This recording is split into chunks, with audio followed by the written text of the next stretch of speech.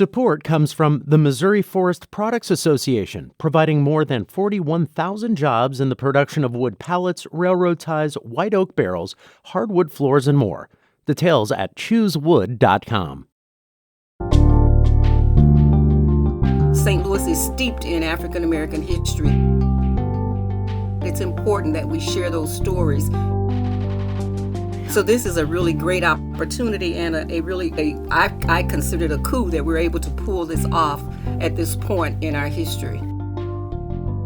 I'm Sarah Fensky. This is St. Louis on the Air.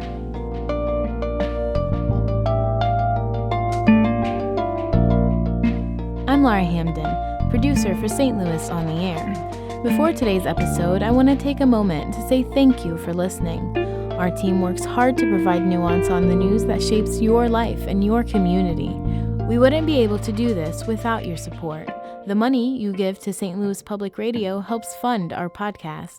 Please go to stlpr.org/donate and give an amount that works for you. Your contribution, along with that of your neighbors, is what fuels St. Louis on the Air. We're really grateful. Thank you for your support.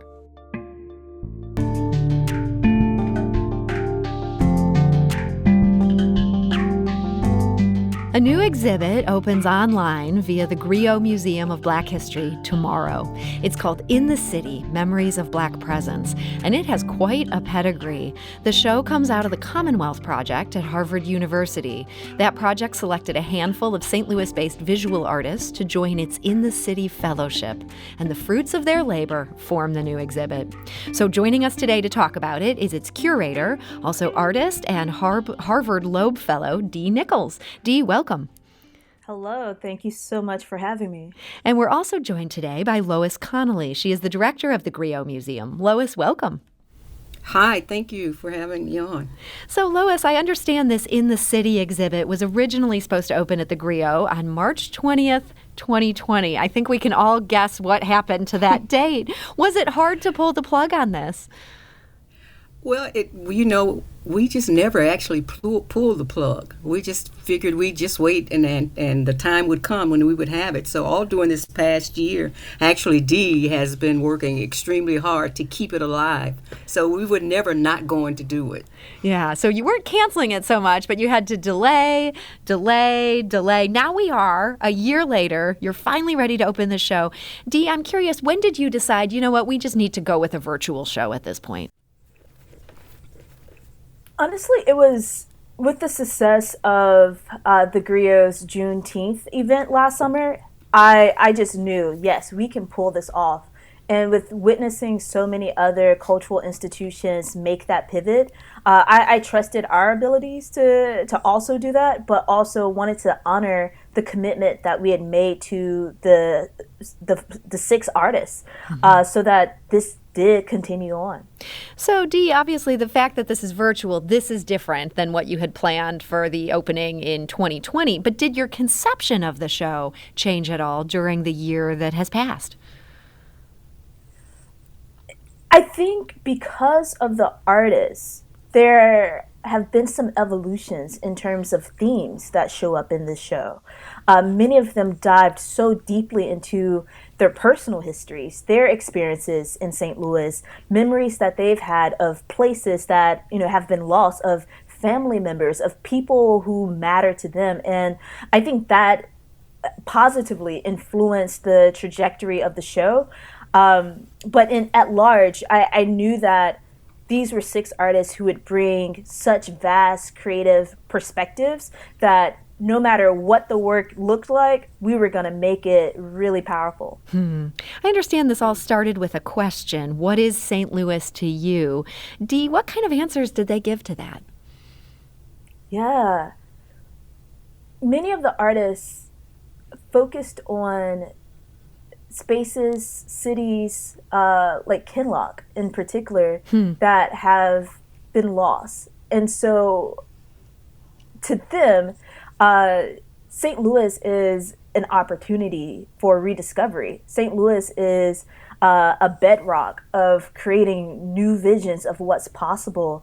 But St. Louis is also a city that is still reckoning with its past. And they were not shy of putting that front and center, especially as artists who are setting forth such great trajectories for a creative renaissance that's unveiling itself in the city.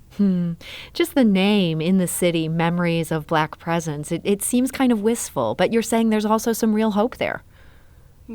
Indeed.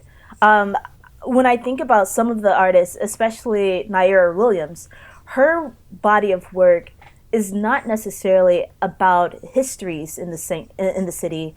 It is really setting this very profound expression of Black liberation and what the freedom of youth looked like, and the royalty of embodying one's truth. And so I think, yes, there's promise, but it's not just in terms of a theoretical sense of possibility, but them really activating this through the arts.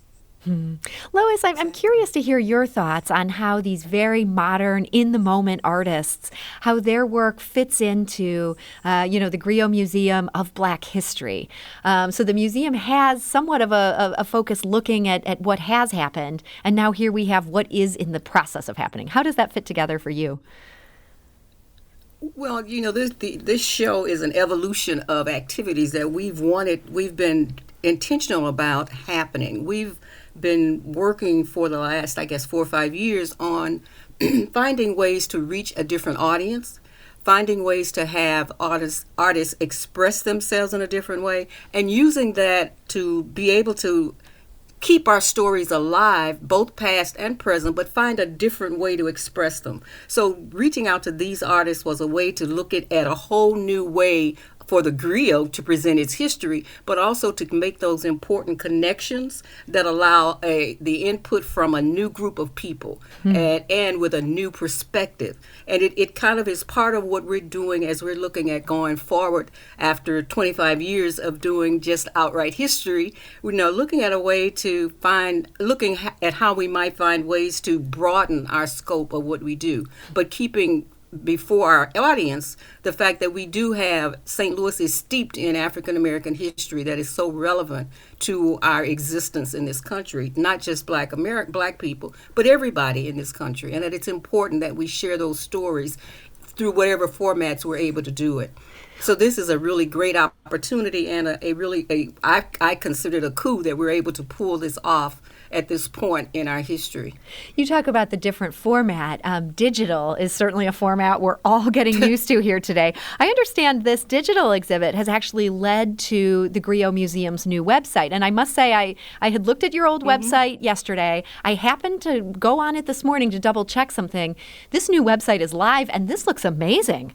Lois, this feels like a huge upgrade. Yeah, absolutely. As I say, this is all pretty intentional. Dee has came on board as a volunteer about 5 years ago, and she and I have just been sharing some interesting thoughts about what the griot could be and what it could look like, and just kind of trying to make it happen from a variety of different angles. So the website, we're going to have our 25th anniversary next year. So this is a whole journey for us. And so we're excited about each piece of the puzzle that is falling into place. We are so grateful for the students at WashU who have looked at the website and played a real active role in helping us redesign it, even rethink it. And our web manager has been able to incorporate the changes pretty succinctly, I think. So we're excited about it. Yeah, it looks so great. Dee, this website, it feels like a brand new day here. In terms of rethinking, what needed to be rethought for this virtual experience? Yeah, I think part of it is about owning our own narratives and doing it in a way that represents the spirit of the space, that represents the spirit of Lois and her team. And so I think the website is now at a place where those stories can start to come alive. You can really engage with the griot in different capacities and see a thorough and comprehensive reflection of the work that it is doing, that it has done. And, this website is in many ways a testament to the spirit of collaboration that has really fueled this exhibition at large. As Lois just mentioned, the website was developed, like designed and developed by communications design students at the Sam Fox School of Design at WashU, and their professor Panina.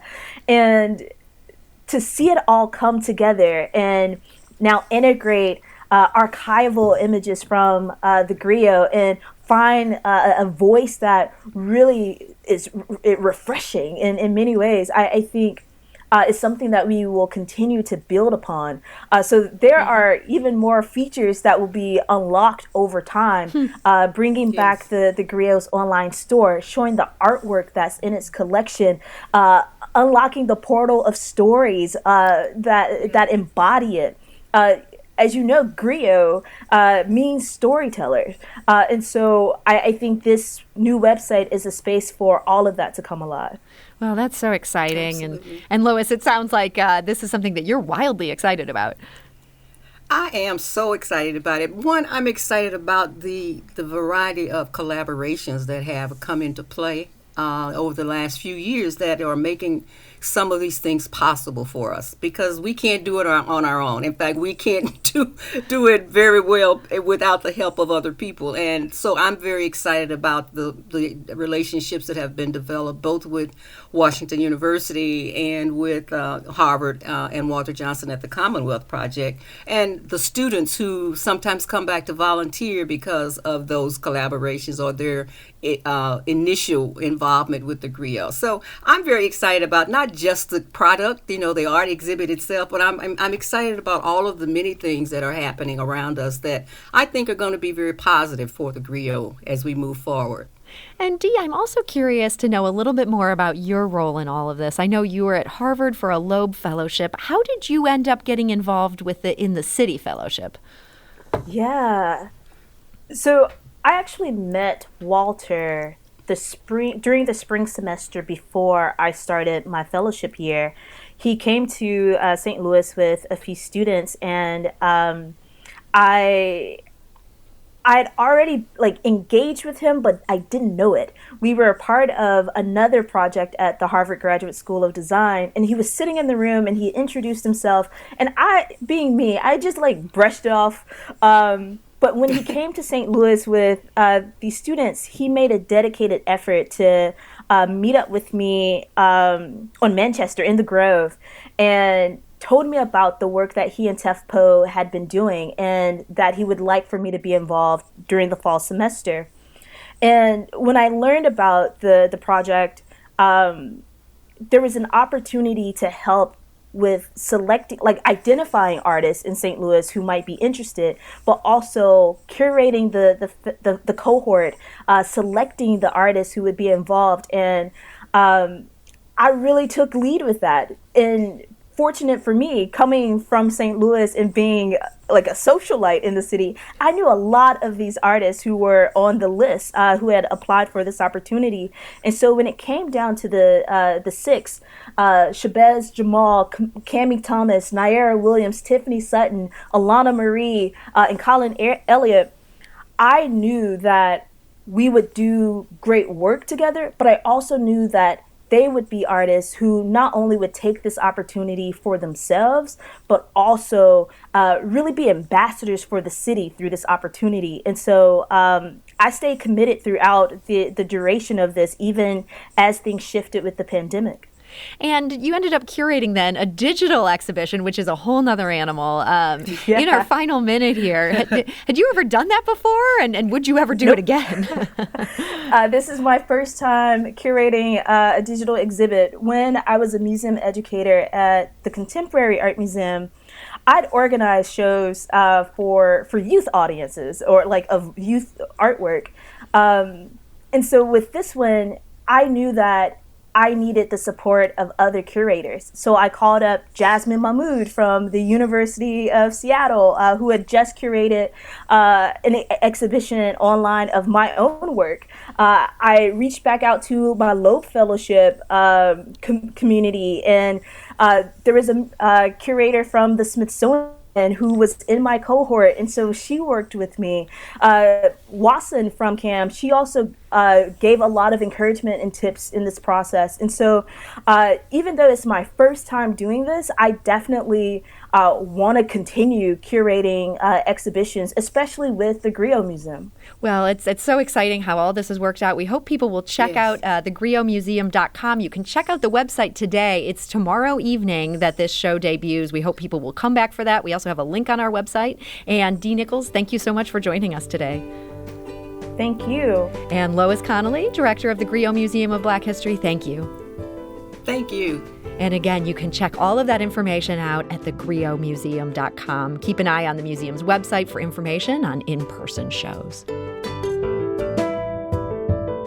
This is St. Louis on the Air on St. Louis Public Radio, 90.7 KWMU.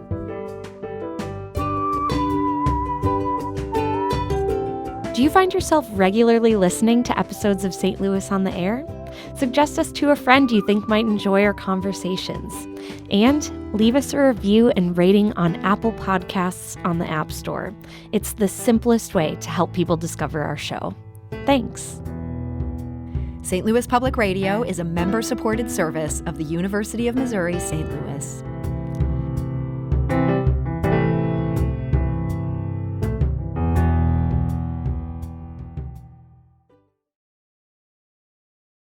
Support comes from the Missouri Forest Products Association, committed to conservation and careful management of the state's forests to make them more resilient and better habitats for wildlife. ChooseWood.com.